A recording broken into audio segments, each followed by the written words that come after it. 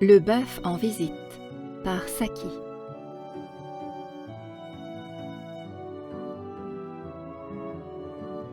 Théophile Ashley était artiste de son état, et le cadre où il vivait avait fait de lui un peintre animalier spécialisé dans le bétail. Il ne faudrait pas croire par là qu'il vivait dans un ranch, ni dans une laiterie, dans une ambiance sentant la corne et le sabot, le tabouret à traire et le fer à marquer. Il habitait une villa dans un quartier peuplé de nombreuses villas, et qui n'était pas loin d'être banlieusard. Sur un côté, son jardin jouxtait une petite prairie pittoresque, dans laquelle un voisin entreprenant faisait paître de petites vaches fort pimpantes de l'espèce anglo-normande. À midi en été, les vaches se tenaient, enfoncées jusqu'à mi-jarret dans l'herbe haute, à l'ombre d'un bouquet de noyers, et le soleil se répandait en taches claires sur leur pelage luisant. Ashley avait conçu et peint un charmant tableau des deux vaches laitières au repos sur fond de noyer, d'herbes grasses et de soleil filtrant entre les feuilles. Et l'Académie royale avait inscrit cette toile au catalogue de son exposition d'été. L'Académie royale encourage les habitudes d'ordre et de méthode chez ses protégés. Ashley avait peint une toile réussie et acceptée, de bétail somnolant pittoresquement à l'ombre des noyers, et comme il avait commencé, force lui fut de continuer. Sa paix de midi, une étude de 2 vaches baies sous un noyer, fut suivie de midi, heure sacrée, étude d'un noyer sous lequel s'abritaient 2 vaches. Puis vinrent quand les mouches se taisent, le havre du bétail, rêve au pays laitier, étude de noyer et de vaches laitières. Les 2 tentatives qu'il fit pour rompre avec sa propre tradition furent des échecs insignes. Tourterelle alarmée par la présence d'un épervier, et loup dans la campagne romaine retrouvèrent rapidement le chemin de son atelier, et Ashley ne rentra en grâce qu'avec un peu d'ombre pour les rêves de nos laitières. Par un bel après-midi de fin d'automne, il mettait la dernière main à une étude de près quand sa voisine, Adela Pingsford, vint frapper à coups redoublés à la porte de son atelier. « Il y a un bœuf dans mon jardin !» annonça-t-elle pour expliquer son intrusion intempestive. « Un bœuf ?»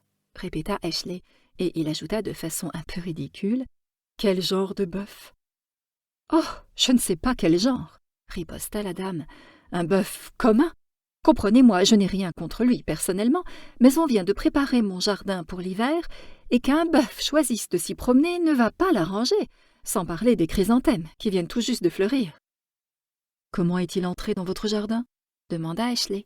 « J'imagine qu'il est entré par la porte, » dit la dame avec impatience. « Il n'a pas pu escalader le mur, et je ne pense pas qu'on l'ait parachuté par avion pour faire de la publicité à Viandox. Ce qui me préoccupe dans l'immédiat, ce n'est pas comment il est entré, mais comment il va sortir. »« Il ne veut pas ?» dit Ashley. « S'il ne demandait qu'à sortir, » reprit Adela Pingsford furieuse, « je ne serais pas venue en discuter avec vous. Je suis toute seule, c'est le jour de congé de la femme de chambre, et la cuisinière est couchée avec une névralgie. Je suis incapable de me rappeler le peu de ce que j'ai pu apprendre à l'école ou dans la vie sur la façon de faire sortir un grand bœuf d'un petit jardin. J'ai seulement pensé que vous étiez un proche voisin et un peintre animalier spécialisé dans le bétail, que vous aviez sans doute une certaine connaissance de vos modèles et que vous pourriez peut-être m'aider. Il se peut que je me sois trompée. »« Je peins des vaches laitières, c'est entendu, » reconnut Ashley, « mais je ne puis pour autant prétendre à une expérience de berger. J'ai déjà vu au cinéma ramener dans le droit chemin des bœufs égarés, mais il y avait toujours des chevaux et un tas d'autres accessoires. D'ailleurs, on ne sait jamais dans quelle mesure ces scènes ne sont pas truquées. » Adela Pingsford, sans rien dire, l'entraîna vers son jardin. C'était un jardin de dimension normale, mais il semblait petit auprès du bœuf, une énorme bête tachetée, d'un roux sombre à la tête et aux épaules, d'un blanc sale sur les flancs et l'arrière-train, avec des oreilles dépenaillées et de grands yeux injectés de sang.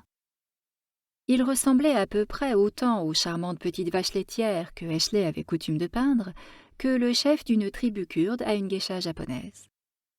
Ashley resta très près de la porte tout en étudiant l'animal. Adela Pingsford ne disait toujours rien.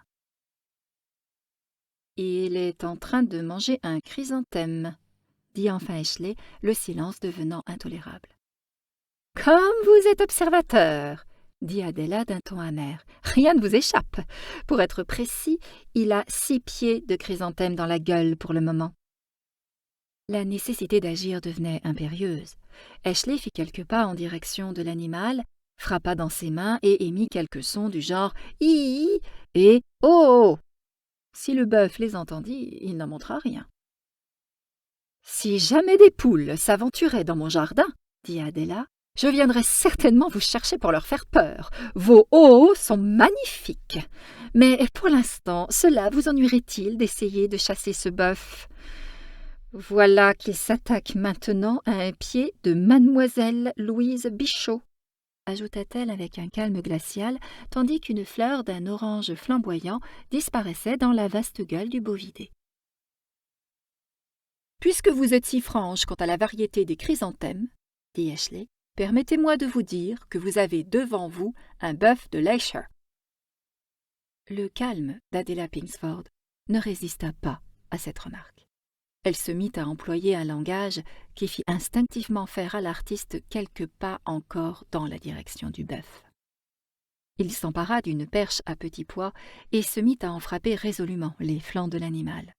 Celui-ci interrompit un long moment le travail de mastication auquel il se livrait sur mademoiselle Louise Bichot, puis considéra d'un air interrogateur son tortionnaire. Adela en faisait autant, avec une hostilité plus marquée. Comme la bête ne baissait pas la tête et ne frappait pas non plus du pied, Ashley se risqua à un autre exercice avec une seconde perche. Le bœuf parut comprendre aussitôt qu'il était indésirable. Il donna un dernier coup de dent sur le massif de chrysanthème et remonta rapidement le jardin.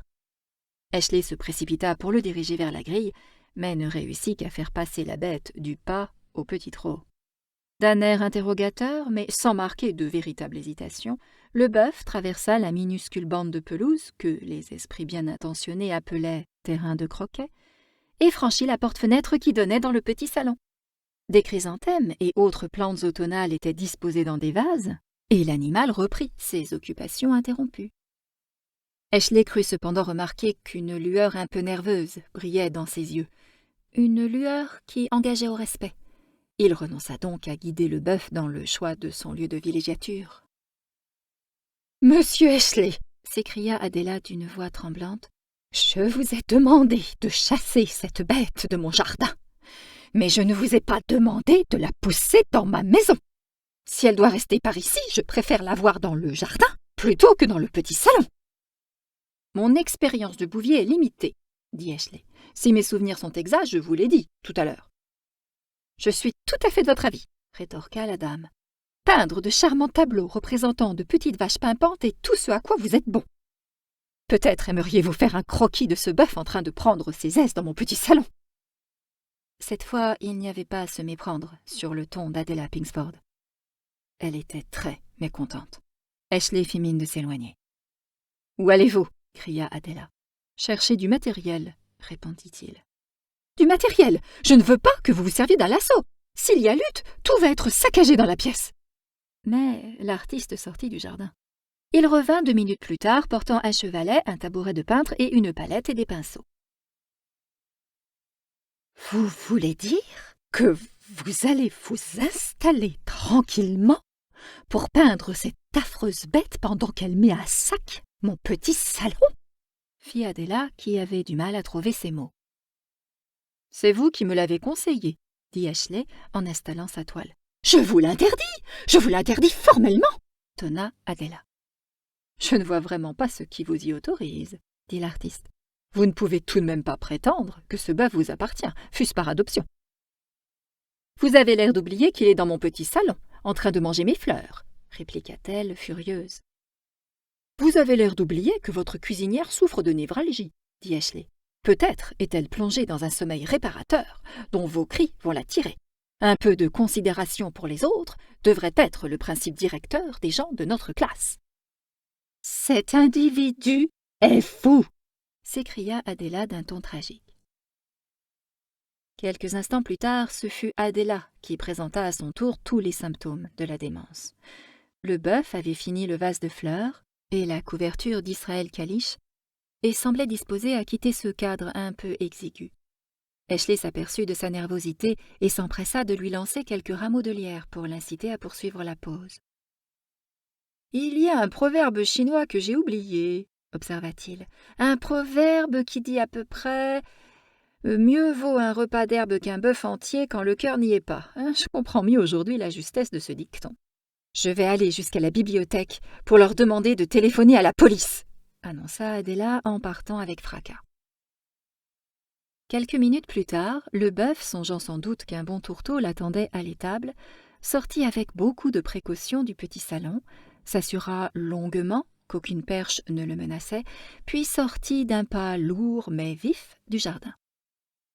Ashley rangea son matériel et suivit l'exemple de l'animal, abandonnant la maison à la cuisinière et à sa névragie. Cet incident marqua un tournant décisif dans la carrière artistique d'Ashley. Sa remarquable toile « Bœuf dans un petit salon » fut une des sensations du Salon de Paris, et quand elle fut ensuite exposée à Munich, elle fut achetée par le gouvernement bavarois malgré les enchères acharnées de 3 fabriques de jus de viande. Dès cet instant, son succès ne cessa de s'affirmer, et l'Académie royale fut heureuse, 2 ans plus tard, d'accrocher à ses cimaises à la place d'honneur sa grande toile « Singe de barbarie en train de saccager un boudoir ».